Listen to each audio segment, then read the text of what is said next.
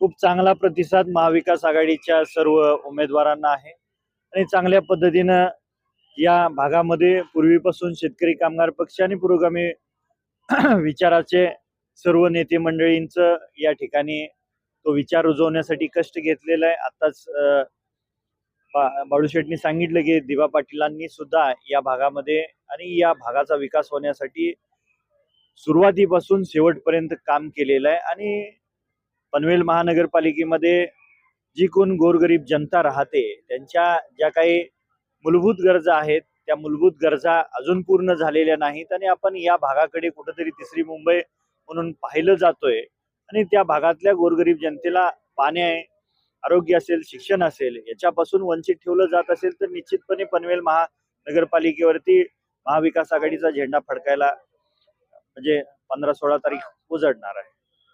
शहाजी बापू इथं आले होते. सांगूला सांगतात की भाजपला मतदान करू नका, तिथं सांगतात भाजपला मतदान करा. कसं बघताय भूमिकेकडे? काय ते बापूंना स्टार प्रचारक केलं होतं आणि बापूंनी एक सभा इथं घेतली आणि ज्यावेळेस चुकीचं काहीतरी बोललं जातंय असं त्यांच्या नेते मंडळींना जाणवलं त्यावेळेस त्यांनी सांगितलं आता तुम्ही आपापला तालुका बघा, इकडं प्रचार करण्याची आपली आवश्यकता नाही.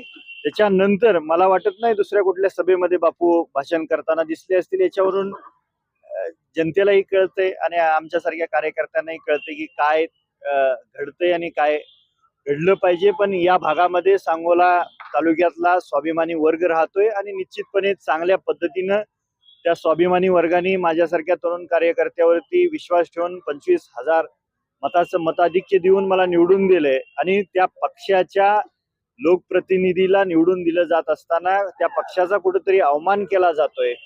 हा अवमान सांगोलकरांचा सुद्धा आहे आणि या भागातला सांगोलकर मतदार माता भगिनी निश्चितपणे त्यांना धडा शिकवल्याशिवाय राहणार नाही.